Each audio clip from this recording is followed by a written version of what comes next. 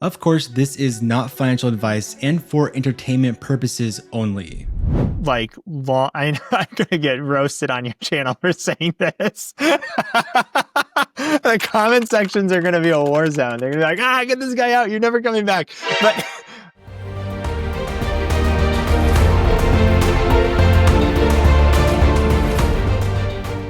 Investors, welcome back a special guest, Mr. John Tinsman, the CEO and founder of AOT Invest and the portfolio manager of the AOTG and SOFL ETF.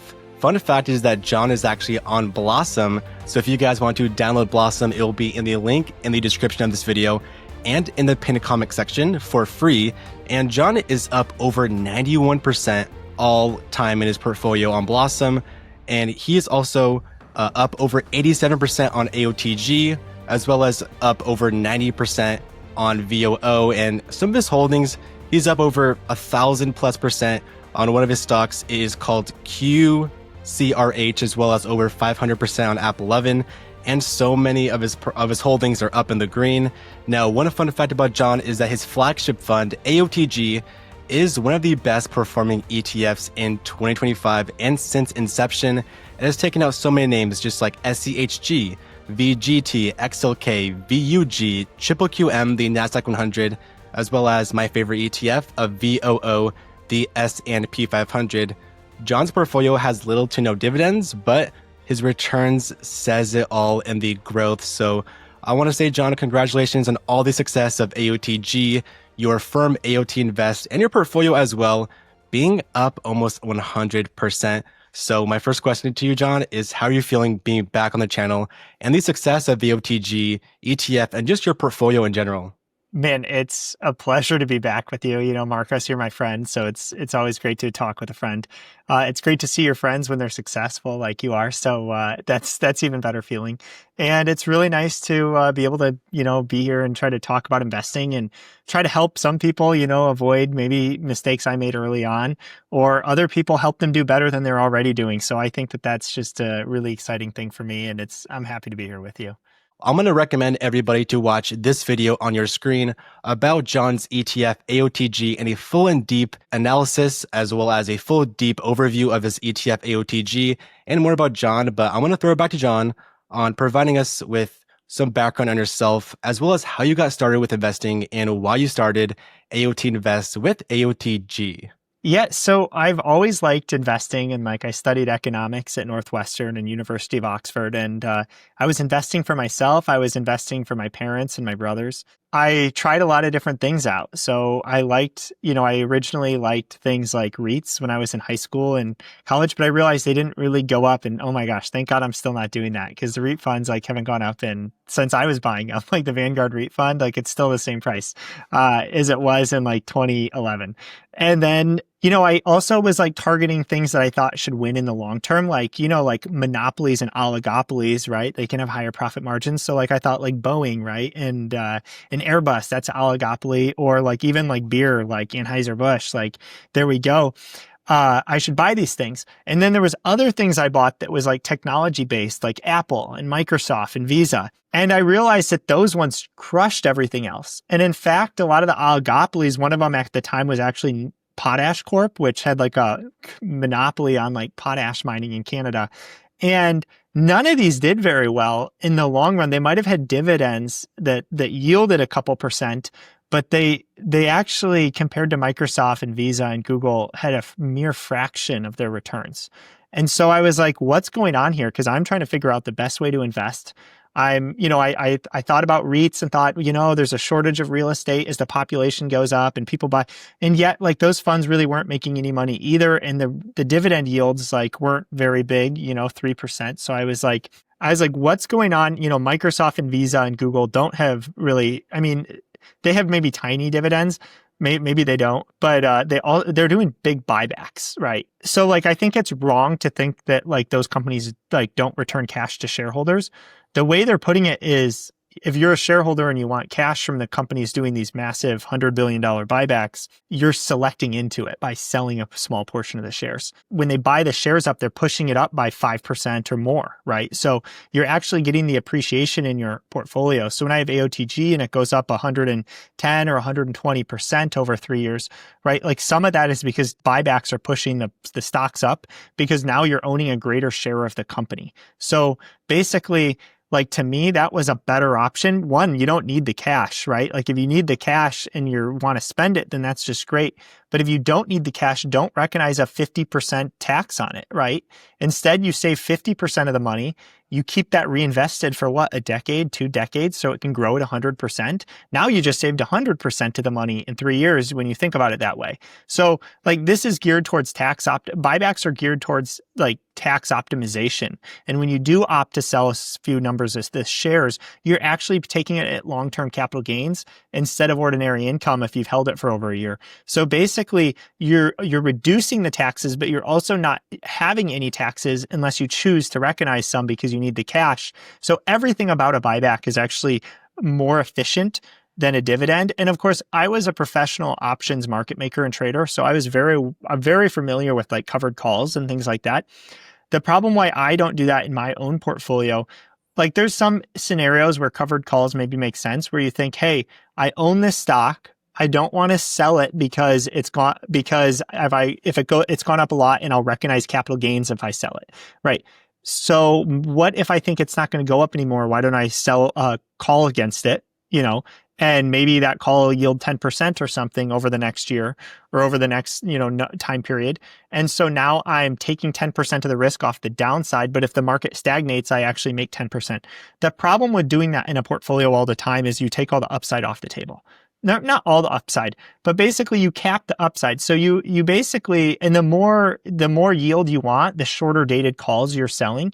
So basically, because the shorter options actually have higher theta is what they call it. So it's like the decay rate and how much you'll make from selling it. So basically, if you're selling these short dated options, they're only giving you like 1 or 2% downside cushion. So you're actually taking all the risk on the downside, but you're actually only getting, maybe you sell it 10% up. So you're capping your upside at 10%. And like, look, AOTG went up 54% in 2023. Like that's not a year you want to cap the upside. In 2024, it went up 32%. That's not a year you want to cap the upside. You're going to make me look it up like what I've done year to date, but I know it's way over 10%. So like every single one of these years, had you sold covered calls on a portfolio like AOTG, you capped the upside. And like, you could say, well, it's different in everything, but like if you did it on the S&P 500, if you did it on the NASDAQ, right? And you could probably looked up some of those covered call ETFs and compared it to the underlying, and you notice that it's off by a lot. Like the underlying, had you been investing for the long term, I think it's good for investors that need the cash. And they're like, hey, I'm in my retirement and I'm ready. I want to spend 10% of my portfolio every year. And it gives them that. I think there's a different thing where if you're investing for the long term and you want to maximize your long-term performance, that takes most of the upside off the table in a lot of cases. And like it can be used strategically in other tools, but I don't think it's usually good for like long. I'm going to get roasted on your channel for saying this. The comment sections are going to be a war zone. They're going to be like, get this guy out. You're never coming back. But I mean, it's why I don't do it myself. I'm just trying to tell you my opinion. It's good to get a diversity of opinions. Yeah. There's so much hype in cover calls and high dividends. I know you said you started out with, let's say, a Vanguard REIT fund. The dividend is about 3 to 4%. And my thought process when you said that was, maybe he wanted the dividend or the diversification. And now we're seeing a trend of investors foregoing upside for income, for distributions. We could get into the conversation of like return of capital and NAV erosion and whatnot. And I wanted another perspective. That's why I invited you on, because I saw your portfolio, you're up. So like, so you upload these portfolios to Blossom so people can see what you're up to. And I think it's nice because people can see like, this person really believes in what they're doing. They do it with their own money. The numbers are big, right? Basically, so I used to do this in stocks in my single name accounts. ETFs are more tax efficient. So an ETF can sell a stock like AMD or Google or Microsoft, move into the next best growth and not recognize any capital gains. So I rolled my whole stock portfolio. So like you only see the gains, right? Like for the past 3 years, but like I rolled my whole portfolio into AOTG at that point, right? So the gains are really like, different than that. You're seeing in my portfolio the gains of the last 3 years. Like I did that because I think it's the best way to invest. You like ETFs, you realize this too. I mean, it's a really good way to have a good portfolio that's professionally managed. And it's better than if I did it for myself in my own account, right? Like I'd rather buy my own fund than do this myself in my own account because it saves me an enormous amount of money, right? So it's like, these are very valuable tools. They're very good. Investing in growing low marginal cost companies, I think, is a strategy that wins in the long term, where you target high earnings growth. And I think low marginal cost is very strongly related to that if there's revenue growth in those companies. Yeah, that path that got me there actually started with noticing that these things that had dividends, whether it was a fertilizer mining company or whether it's a REIT, they just weren't doing as well in the long term. And like I threw up the charts just like you did. And I was like, well, if I do this for 10 years straight, it's one thing to look at it for 1 year. It's another thing to look at it for 2. When you start talking 10, 20 years, the numbers are gigantic. And you're like, well, I'm investing for 20 years. I'm not investing for 1. So then it becomes a little more crucial to try to have the best like long-term strategy that you understand and you think is replicatable and repeatable to have good performance so that you can, reach your financial goals.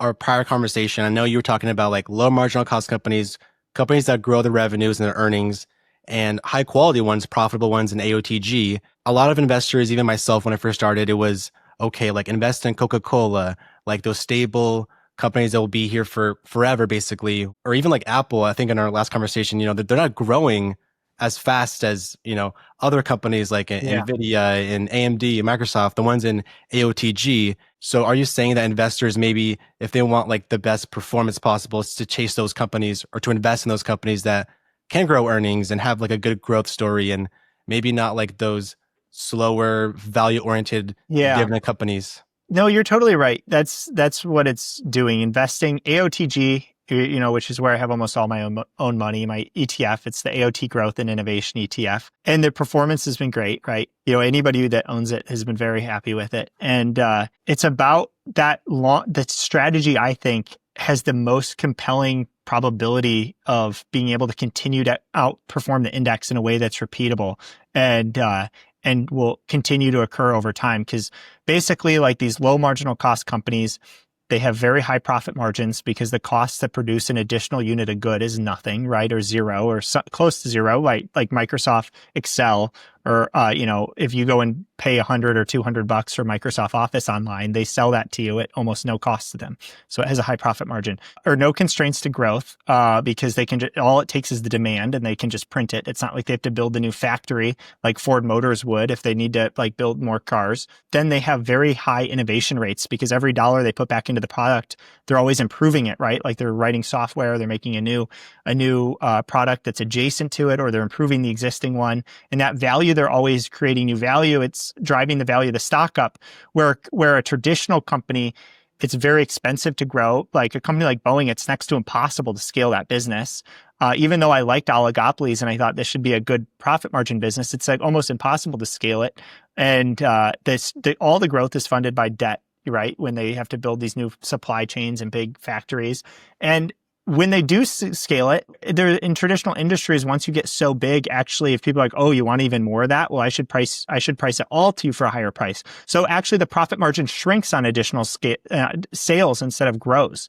So like, there's a risk reward metric that's just totally different. And I think like it's important to invest in companies that are profitable, that are large cap, right? Because we've talked about how like the pitfalls of like where you can go wrong in that strategy, which is basically like what we saw in 2022. A lot of traders I knew were investing in a lot of unprofitable companies that said like there's like lots of different ones, but some popular ones were like CRISPR Therapeutics. And they're like, we're going to cure, certain types of diseases, but they hadn't done it yet. And they didn't have any revenue and they didn't have any profits. And eventually the market, if you don't eventually do it very quickly, like the stock price falls by a lot. And so you want to avoid those when you're investing in the long term, because nobody can afford to lose 80% of their portfolio and not feel just turned off from investing forever. So like investing in the profitable companies like Apple and Microsoft and Visa, and smaller ones, but still large cap ones like Toast and Robinhood and Workday and Salesforce, I think that is like a really good winning formula. Those low marginal cost, high growth companies, you're looking for really good revenue growth. I mean, I think people should be trying to get earnings growth in their portfolio above 20%.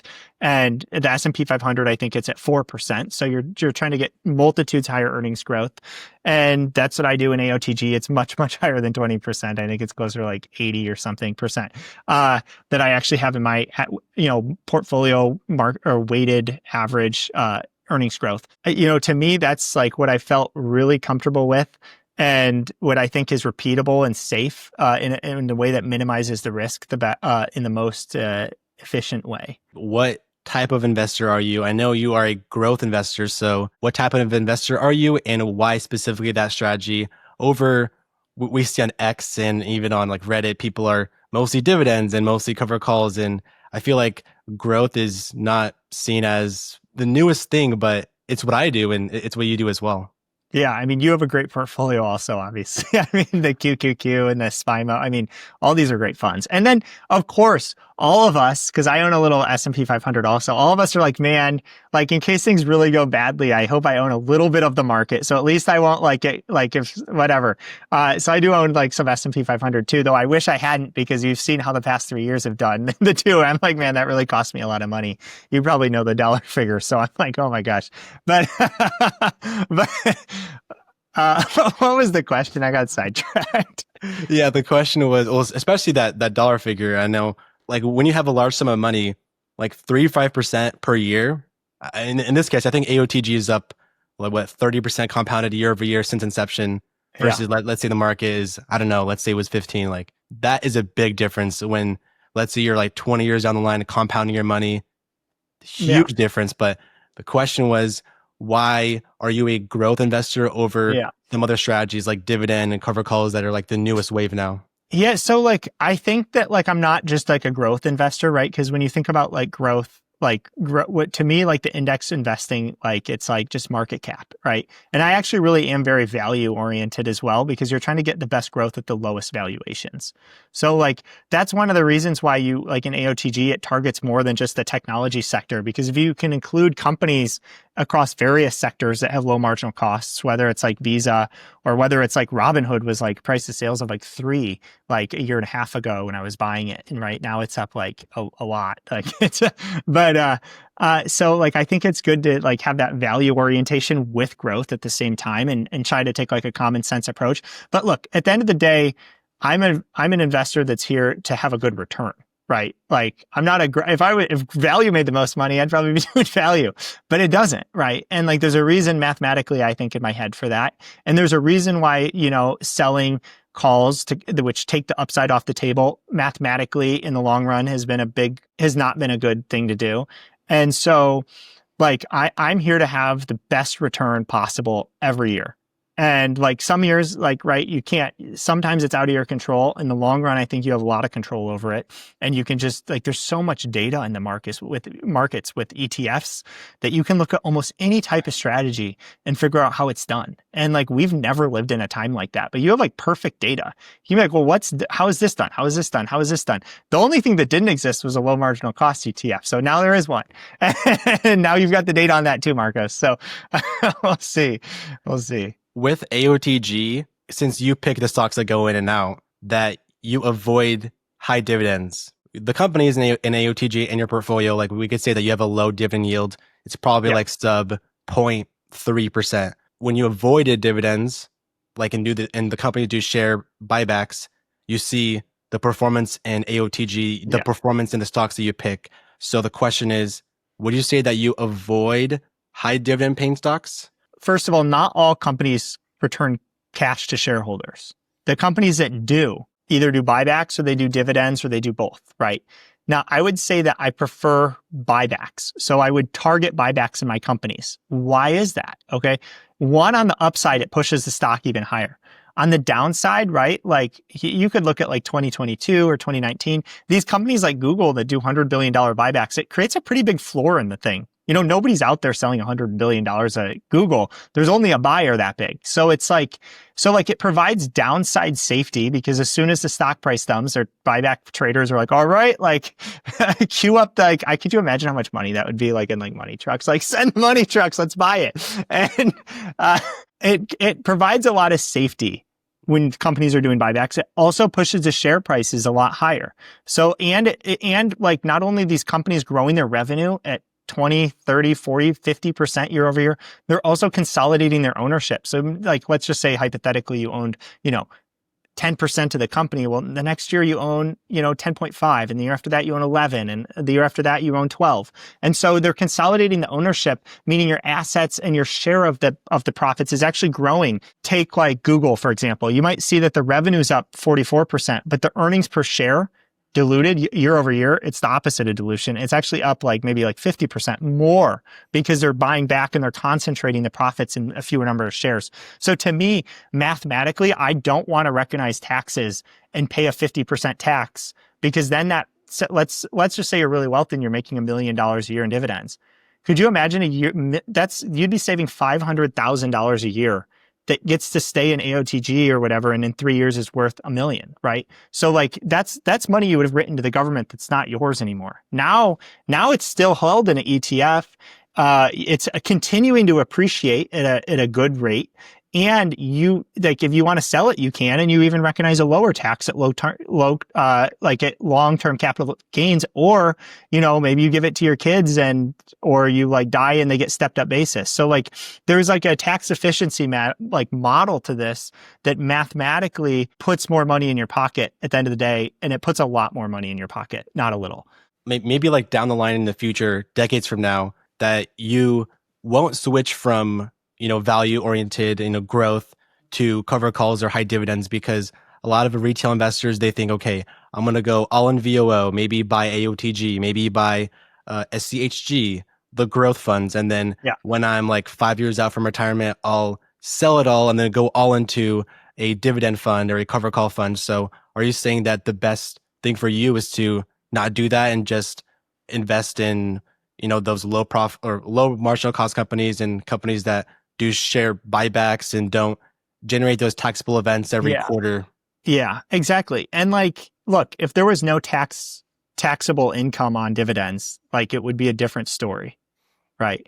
I'll also say, like, my family is a fertilizer company in Iowa, and that is like a dividend yielding company. So it's not like I don't own any of that. Like, it's just like you don't see it in my Blossom portfolio. But to me, like as an investor investing in public markets, like what you care about at the end of the day is your account value, right? You don't actually care about how much dividends go in. You care about what your account value is. If you can have a better strategy, even if it has lower dividends, results in a significantly higher account value, that's probably a better thing, right? I mean, to me, it is. I think you have like one of the highest percentages gains I've seen on Blossom. Is it because of AOTG just like outperforming the market? And how has AOTG been able to do that over the last 3 years since inception? And probably if you release AOTG with the same strategy like 5 years ago, maybe it could have still been in the market 5 years ago as well. Yeah.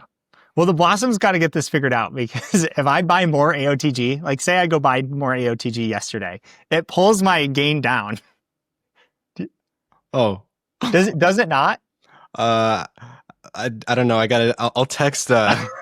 But like I was originally buying AOTG at like 24 something. So like my gain's actually over 100%. It just, I think it's because I added cash and bought more at certain points that it actually pulls down I'm not sure. I don't want to say anything. Like I shouldn't say anything unless I'm absolutely certain. Blossom's a great app. I love it. I love that it's a good way to put out content and educate people and also share with people what you're doing. So like, I think it's really excited. I'm going to come to your Blossom event in Chicago. So we're going to have a good time. But so basically AOTG, what I did is I looked back historically at what had the best returns. And it was growth beat core and value, which are like investment sectors. Large cap beat small cap and mid cap. And technology beat all of the other sectors also. So my question was like, why? Why does growth? Well, it turns out the companies that are growing are more likely to continue to keep growing. So the companies like Facebook that are doing well are more likely to be growing for the next 5 to 10 years than the companies that aren't growing today. I can buy into the growth narrative of this is, sometimes you pay a slightly higher valuation metric for a growing company versus a shrinking one, but it's well worth it because the growth takes place for a very long time, not just like 1 or 2 years. The second thing is large cap versus the other caps. And the large cap to me is a lot more efficient because basically you get a lot of stock-based compensation in small cap and mid cap companies that actually lower the returns and dilute the shares, where the large companies are actually doing the opposite. Stock-based compensation is a small fraction of their revenue, unlike some of the small caps, which can be 25%, 20%, but they're also doing buybacks. So they're consistently shrinking the number of shares. So I think that's like a big economies of scale. And I think also there's something about American software where they build it in the US. And I mean this like American technology in general, they build it in the US and then they sell it to the rest of the world at 100% profit margins. So like once they're big enough to dominate the US market, they go and they dominate the world market at very high profit margins. So I think that's part of that story, because if you took tech out of that story, I'm not sure it would be the same. And then there's the technology sector. And you're like, why is this done better? And I think it's because it has the highest proportion of low marginal cost companies, right? So the highest proportion of the Google and the Amazons and the Facebooks and the NASDAQ also beat the S&P 500 by a wide margin. And that's because of the same reason, higher proportion of low marginal cost growing technology companies. And so I was like, well, here, I can make a portfolio that is a large cap growth technology portfolio. I want to do it in a diversified way to limit risk. And then I also want to do it in a way that actually targets one of the reasons why I think that explains all these, which is low marginal cost. That when a company has low marginal cost, it can grow its revenue at 10 or 20 percentage points, but it can grow the earnings per share at 100%, right? Like AMD just grew at 200% something earnings per share in their last earnings. You don't see that sort of earnings growth out of traditional companies, right? Because their incremental sales, like if they sell 10% more cars like Ford, well, it costs them almost 99% of what they sold them for to make them. So like you don't see such a big jump in earnings with small jumps in revenue. Now in low marginal cost, I think it changes the risk reward dynamics, which even small gains, like even PayPal, I think only had a couple percent revenue growth, but they had 44% earnings growth, right? Because all of the revenue growth came at very high profit margins. So I think that changes like the risk reward dynamics. And I think tech consistently gets underestimated. And so AOTG was about doing this in a way, because there's other ways to do this, right? Like in the Vanguard growth or the Charles Schwab growth or the QQQ or even the S&P 500. But these portfolios only weight by market cap. So you actually get a portfolio that a lot of times has higher valuation metrics, right? Like it's not picking up Robinhood when it's really cheap and has 100 and 200% earnings growth. And you pick these names up and you can have big weights in them instead of like a 0.05% weight or whatever, 0.2% weight. You can make like Robinhood, Toast, those are like almost 7% or around 7% in AOTG. You have big weights in them, like AMD, another 6 or 7% name. And then you can make a portfolio that's growing at, their earnings at 80%, 100%, which is many multitudes the index and like 20x the S&P 500. And you can have valuation metrics really that quite frankly, in some cases are even cheaper or not that much more expensive. So I think like in the long run, trying to buy things at good valuations while multiplying the long-term growth, I think that is a winning formula that will continue to win into the future. And at the end of the day, as investors, we all want to buy companies that are going to be worth more in the future. What really drives that is the companies continue to sell more and make more money than they do today. And so like, there's no better way to make money as an investor than doing that. This is not financial advice, but what are some tips you have for investors who want to build long-term wealth by investing in ETFs or just in the stock market? Like I like the ETF screeners. Like I think it's a good way to start looking at by performance, right? AOTG's only got 3 years, but sometimes you look by 10 years, 20 years. And you say like, well, what are the ideas that have been most repeatable? Like, what are the things that have made the most money historically? You'll see some like Bitcoin show up there, things like that. And the longer the time frame, though, you'll see that there's a narrower section of ideas. And then, like you probably noticed, like the SPIMO, like this the S&P Momentum ETF. And so like, then you say, well, like, how repeatable is this idea? How easily do I think this will continue to happen into the future? Do I believe this is something that can be repeatable and I can keep doing, and that this will make money like this into the future? Because at the end of the day, there will always be certain strategies that outperform other ones, including just weighting a portfolio by market cap. Right. So there's ways you can beat that. You find these and you figure out like, okay, like this is what a portfolio that I have high conviction in, because the other part of this is that you're not going to change what you do when something bad happens. Because like every now and then there's pullbacks, and the worst thing you can do is, technology has a pullback and it loses 30%, so you sell it, but oil went up 30%, so then you buy that, and then the next year they reverse and technology goes up 50% and oil goes down 30, and you sell that and move back. So like you're trying to avoid the backs and forth and try to focus on something that has a long-term potential to do very well.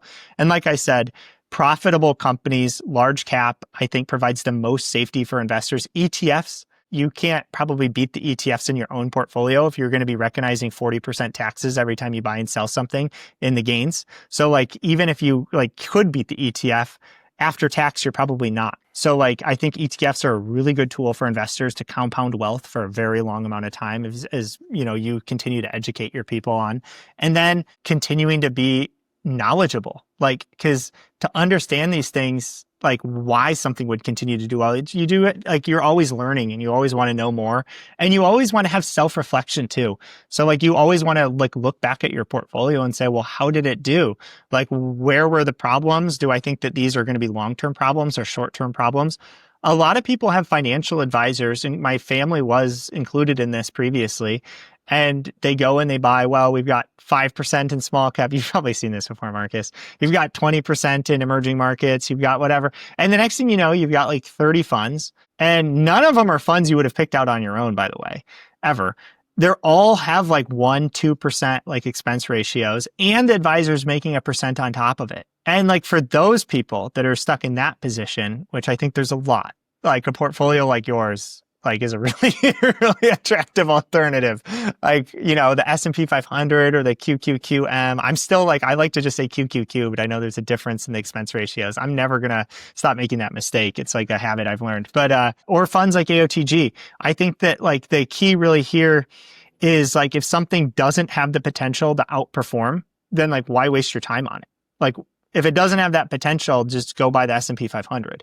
And if your funds aren't doing better than that over a long period of time, then just buy the S&P 500. And if you think there's funds that can do better than that, and they've demonstrated that they could in the past, I mean, there are things that I like to buy. So like, that allows you, I think, to have a little more fun with it too. Just like you're on this investment journey. If you just had the S&P 500, one, you wouldn't have done as well, but two, you also like probably would have had a lot less fun. So what are some mistakes that you made early on in your investing journey that you will never always avoid to make again? I mean, the easy mistakes are the ones I've always talked about. The hardest mistakes were like before I launched AOTG, I held like ARC and stuff like that. Like I had some myself. I learned the value. I mean, I knew it, but I learned it even more because I was, the value, and there was a lot of growth funds that got caught up in like, I had funds from T. Rowe Price and from Morgan Stanley. AOTG, I think, has beat them all, by the way, by a wide margin, even after it didn't, anyways. But I had these funds and they were very unprofitable, and they just got murdered in 2022. I mean, it was terrible. Like ARC, I think, was like minus 75%. And like you looked at the valuation metrics of these companies that were holding, and you're talking about like a price to sales of like 100 and price to sales of like 60, and they weren't making money. And it was like, looking back, like obviously you knew it was crazy at the time, but looking back, you're like, never again will I hold companies at price to sales of 100 that aren't making money and are like, even like there was some good growth at that time, but a lot of the companies didn't have good growth that were at those metrics. So like at that point, like if the market gets back to that point, well, one, I really only invest in profitable companies, so I don't have to worry about that. But two, like move into the companies like Google and Microsoft and Apple. Those might have a 20 or 30% pullback also, but they won't be down 70, 80%. And 30% is nothing you can't come back from the next year, right? Like that's very easy, I think, to recover from. Your portfolio's risk, would you say that your portfolio is like higher risk versus maybe like only the S&P or only the NASDAQ 100? I don't know. I mean, risk is like a confusing thing to talk about To me, the biggest risk would be like if I were to go buy companies like Exxon and Boeing and Ford and 3M, right? Like these are companies that are extraordinarily in debt, very hard to scale. So like it means the growth, if there is any growth, it's funded by debt. They have a hard time selling what they're already making profitably consistently, right? To me, like the biggest risk is in 3 years, those companies haven't grown at all. So you didn't make any money, or they've actually shrunk because, they can't compete and they're losing money, right? Like just like Boeing was. And, we see Ford, like it almost goes bankrupt every time there's a little blip. And so like, to me, that's like the bigger risk. Like when I'm investing for like a long-term period of time, I don't see a lot of risk in holding companies that are growing their revenue at 20, 30, 40 percentage points. I don't see a lot of risk in investing in companies that are growing their profitability. I actually see safety in that. So in the short run, technology companies can be more volatile than a utility, right? But I think that, Marcos, the investing is different than it was like 50 years ago. Like in 50 years, we don't need more water in the US than we utility water than we need today, right? So like that's not like something I think you're going to be making money in the long term as an investor. Like maybe I'll collect a small dividend yield, but I don't see like much share price appreciation in those markets. And that's like a big risk because you won't meet your financial goals if you invest in that. So like you talked about Coca-Cola, and I like that, right? Like basically, like let's talk about Warren Buffett, right? So actually my grandfather was on like he was like or great grandfather was like the head of the electric company, the Iowa Electric Company. And Warren Buffett came in and said, I want to buy your company. This was like in the 50s and sell it to me. And he gave them a price that was like double what they thought it was worth. And so they're like, okay, I'll sell it. But what Warren Buffett knew is that every house soon was going to have appliances. Like that every house was going to have 10 times the amount of light bulbs. So basically he foresaw that electricity usage was going to grow by 10x or 20x. And so he saw that this was a growth market. In the 50s, when he liked Coca-Cola, it was a luxury. Like people would drink it like once a month. He was like, wait, as people become more prosperous, they're going to be like me and they're going to drink it 10 times a day. Can you imagine the growth in that market? What about like insurance? You didn't have to insure your house back then. You didn't have to insure your car. They passed laws that everybody had to insure their car. Like, what do you think the growth was in the car insurance market? He foresaw incredible growth stories and bought into them. What's different today is that we don't have the demographic growth, right? So now you see Western Europe's population is falling. Asia's population is falling. The US gets the most immigration, but the average person only has like 1.6 kids or something, or 1.4, and you need 1.1 to replace it. So what do you think that means for future Coca-Cola buyers? It means there's less of them. It means there's not that as many people drinking Coca-Cola in 10 years as there are today. Like, what do you think that means for future water utility buyers? Like, I wouldn't want to be water utility in Flint, Michigan. Do you know what happens in those places where the population goes down? The infrastructure is extremely expensive to maintain. And so then they start losing money because they can't even maintain it, and they're losing customers. So like these are dangerous. In the demographic story of today, the things that worked 50 years ago don't work because back then the population was exploding, and every 20 years you'd have a much bigger customer base. Like, I do think like even when you start talking about car insurance and things like that, like there's going to be less drivers in 20 or 30 years than there are today. So then the question is like, how are you going to make money? The other thing that happens in markets is that things get more efficient as time goes on. So basically, in a really like efficient market, like railroads, right? The profit margins used to be like 90%, they shrink to 80, then they shrink to 70, and then they're where they are today, like 1 or 2%, right? So like these markets that are really old and established, like you actually see falling profit margins. At the same time, you're going to see a falling profit base, right? So that's really concerning to me in the long term. When I think about like, well, what's not established? Like there's a really big demand for like new innovative software. There's a really big demand for like GPUs, for memory chips. There's a really big demand for fintech that can automate like financial services, whether it's exchange services or banking services or payment processing. So like I'm trying to stay in what's not going to have falling profit margins, what can continue to grow very well, where there's a big demand, which even if the population shrinks, we're going to see really good growth in those companies and have good growth in the fund. There is a certain thing when you look back that you think like, what can I learn and what do I think is not repeatable? And like, that's the not repeatable part. Do you prefer dollar cost averaging or lump summing? I prefer to lump sum. Like you probably noticed that I have some box in my portfolio. So that's like a cash money market fund. I think we talked about this briefly, this one. So I do keep a little bit in cash. So if the market goes down or I like have some expenses that I wasn't foreseeing, I transfer cash out, right? And I think that's like a good practice. But I do think that like you shouldn't try to time the market. Like, could you imagine if you tried to time my AOTG like any point in the last 3 years, right? Like you usually end up, instead of saving 1 or 2 or whatever percent you had in your mind you were going to save, you potentially lose 10 or 20%. So that historically, like Vanguard actually puts really good information, like about trying to time the market and statistically how it like in the long run you actually lose. There's going to be times you win and there's going to be times you lose, but the times you win a lot smaller than you lose. It's actually the same statistics as a covered call. Get this. All right, so you lose unlimited on the upside, right? Because if you don't buy, the market keeps going up, you have an unlimited loss, but you're capped on the savings so that you're capped on how much you can make. So if you're like, I'm going to buy if the market drops 3%, like that's your cap. Like the most you'll ever save is 3%. And the most you'll ever lose off of that deal is infinite. Do you know what I mean? Yeah. So like it's in probabilities, because like I like to take a probability approach to investing. In probabilities, you don't want to like go to the casino that gives you a really bad like probability. They all give you bad probabilities, but you don't want to go to, so you don't want to go to any of them. What you want to do is invest in things that give you a really good probability of making money. And that's what I do in my fund. Like I'm really focused on what are the companies that are most likely to go up by 100% in the next 3 years.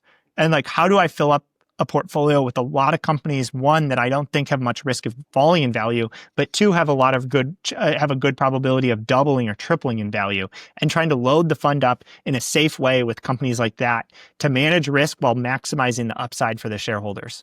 Family. I know you have a beautiful family. Oh, thank you. How will you instill like investing knowledge in them as they grow up? Because, well, you already are successful as an investor in an ETF that has been taking out so many names, but when they get to the age of, 18 and they're about to start investing and maybe pick their own ETFs or stocks, like what are you going to tell them, or what kind of principles are you going to tell them on how to invest their money? Or is it going to be just you managing all the money with hopefully AOTG? My dream is to like have my kids do this with me someday. So like that's like I really believe in being a good steward of things and trying to take as little as possible for yourself and always trying to leave like the next generation or, the community better off, right? So like I would love nothing more than my kids to be able to learn investing well and do this with me. And then, I'll be like 48 or, when the oldest one comes home from college ready to work. So, if he wants to do this and that's like a dream he shares, then that would make me very happy. But I think it starts with like, and I already do this, like talking about, what companies, that you think have really good products and that you think provide a lot of value to people and you like. And obviously people are always going to have to make some mistakes on their own, but giving them the confidence to know that that's okay. Right. It's okay to go out there and learn. I wouldn't have gotten where I was without making some mistakes. And like, that's nothing to be ashamed of, right? Like trying to be perfect. Because some people I think get turned off by feeling like they can't handle it because they can't handle a loss, right? We know like there's plenty of people that go to financial advisors because I can't even think about that. That's not good. But like, and they feel so bad, like if they had something that lost $1,000 or 10,000 or a million, like, so I think that like, it's okay to make some mistakes, but just to talk about it, understanding money at a young age and saving, like, I think understanding that you always try to save more than you make, I think is like a really good money habit to understand, and really just being very grounded and being like a kind person that like, doesn't like take what they have for granted, but understands that like, they've been given this, blessing if they're investing or things that they can be grateful for, and try to use their talents in a way to continue to grow and multiply it, because like that's like a really good use of your time and talents. And for everybody with little kids out there like me, hopefully you can talk to them about money and you can talk to them about investments. And like I have like a UMTA and a 529 for my kids, right? So that's like a 529 is a college savings account. UMTA is more of like a brokerage account that it's called Underage Transfer to Minors Act like account. And so you can do those at Vanguard, you can do those at other places. Eventually I'd like them to like pick their own stocks in there. And then you're like, what? You said ETFs are better. Maybe they pick their own ETFs, but like at least they learn some of like like they start thinking about investments when they're 8 or 10 and doing that. So by the time they're 18 or 20, they're like running loops around us, right? Like I didn't do that when I was that age. So hopefully it works. What's one of the greatest investment advice that you got from a mentor along your investing journey? I have an uncle that's like a venture capitalist in Silicon Valley, over by you actually. So I don't know. He really always believed in investing in growth and trying to think about like, well, where's the future going to take this? And like, I think that that's a really good way to think about it because you're really always trying to, like, you're just like a little sailboat and you've got your little, the ocean, the big scary ocean is the investing market. And you've got your little sail out and you're trying to catch that wind when it blows. And you've got to make sure it's pointed the right direction. The sail's at the right angle to catch the wind. And so he was always thinking like, what's the future? What's the future? What's the future? And like people would say like, buy Tesla, buy Amazon. And of course, like the people that are really value oriented are like, well, that PE ratio is way too high. I'm not going to pay that PE ratio. Forgetting that like if the company grows at 100%, the PE ratio drops in half and then it drops again and then it gets halves again. And so a PE ratio that's 100 can actually in a matter of years become 8 or 5 very quickly, especially when you see the earnings growth at higher rates. So basically like focusing on that, like what the future is going to bring and whether you think it's compatible with the ETFs or the companies you hold, basically because like, what do you think there's going to be more of in 5 years, right? Like I told you, I'm not sure Coca-Cola is a company that benefits from that. I'm not sure if like a water utility benefits from that, but I do think there's companies in the software sector, in the semiconductor sector, in the fintech sector that get enormous benefit from that. Because at the end of the day, we need more automation in our society. Even with fewer people, we're still going to want to do a lot more with less, and we're still going to want to have everything humming and buzzing. So I think like one way to do that is through a lot of software automation, a lot of robotics, a lot of semiconductors, a lot of, intelligence, artificial intelligence. This area is going to continue to be very promising. I also like one of the wins I see blowing is that with artificial intelligence, we see the cost of software development falling, and we're seeing a very attention to expense control amongst these companies. So if you lower your costs to innovate, you're going to innovate faster. Right? Faster than ever before. So I think that increased speed of innovation actually is like a really powerful narrative to buy into. I bought into it. and that there's we all know like the last 3 years have been good, but like there's a good chance I think that the next 3 years are better, right? Because like you're seeing profitability like we've never seen before. We're seeing expenses that aren't growing, and we're seeing innovation that's speeding up. And I think that that's really exciting.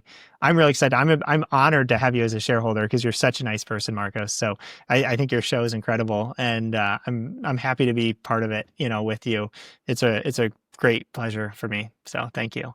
How will you react in a recession or a stock market crash? Because I know what I'm going to do. I'm going to be buying VU, Triple QM, SCHG, and now AOTG. So that's a quick disclaimer: is I do own John's fund of AOTG. So throw it back to you on how you will react in a recession, a stock market crash. Are you going to be excited to buy?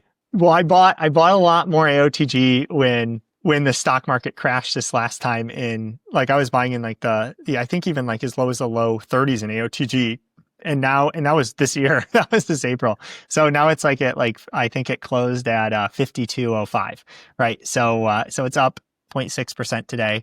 I think that's actually in the face of a market that was pretty negative today. But I'm going to continue to buy more. I mean, the nice thing about having a family company that, is doing well is that it gives me some cash to continue to reinvest into the future. So I will be consistently buying AOTG. That's going to be exciting. And I think I'm done buying VOO. So you can buy that, but it's, I've got to buy more AOTG. I've actually been selling VOO and buying more AOTG slowly. So that's actually lowering my raising my cost basis in AOTG. So it makes the gains look a little less. But I think that's a trade I'm going to continue to do. We'll see where else the future goes. But like in AOTG, as I manage it in a recession, I mean, I think what I would be doing in a recession is making sure the companies I hold continue to grow and to increase their profits. And if there's a lot of the companies that aren't growing or becoming unprofitable, I think I would take those out of the portfolio and focus on keeping this portfolio as safe and profitable as possible. Because I think at the end of the day, in a recession, that's what's going to help the most as well. And in the long term, I think that's where you make the most money. Like, I like to say like that NASDAQ's done a lot better than the S&P 500, but the only stretch it didn't, like in 2000, 2001, 2002, is when it had a lot of unprofitable companies in it. So I'm not sure statistically having a portfolio with a lot of unprofitable companies actually raises returns. And I'm just going to try to do the best thing I can to minimize risk while while striving for the highest potential returns for the shareholders, myself included as a shareholder. What does retirement look like for you? Because as always, in terms of all the Blossom investors, I ask this question of, will you keep your strategy in retirement? Are you going to look forward to spending time with family and kids? Or what do you look for in retirement? Is it a specific age? Is it a specific milestone in your portfolio? I don't know. I'm going to throw it back to you. Yeah. So I've got 3 boys and, I'm 31, right? So I've got a ways. My wife, we're going to have our 5th boy soon. In less than a month. So that'll be exciting. And so I guess my retirement would be, I think with 4 boys, there's going to be 1 or 2 or maybe all that want to come back and do investments with me. And so trying to teach them and, leave them in a really good place that they become more knowledgeable than me in the realm. And then stepping back and being really happy to watch them do it or watch them do it together or one of them do it. And yeah, I mean, like I said, the oldest one comes back from college and I'm 48. So I've got a little bit of time, but I don't know what retirement looks like, but I like to travel a lot. I also like stocks. Like, I know you're going to be the same way, where like, it's hard to like unplug from your work when you love your work. You know what I mean? So like you're going to love doing investments anyways when you're 55. And for us, like, this is work, but so we're really blessed to be able to do what we love every day. It's going to be hard to like wake up in the morning and not want to like read the stock market news at 5 a.m. and read it the last thing before bed. And dude, you do all like the posts on Twitter and everything. And like, I'm like, I don't know, like that takes a lot of time. You beat me in followers in like 3 days. So I'm like, man, I better post some more on Twitter. So I posted more on Twitter and guess who's in lead, Marcus? I'm beating you again. I'm actually on the Twitter. I did like 10 posts in a day. Yeah. And I'm like, this is exhausting. If you guys like this video, please give it a like because this cute puppy did. And once again, check out our last interview with John on your screen about AOTG. I love you guys so much. Crushing the stock market and take it easy. Peace.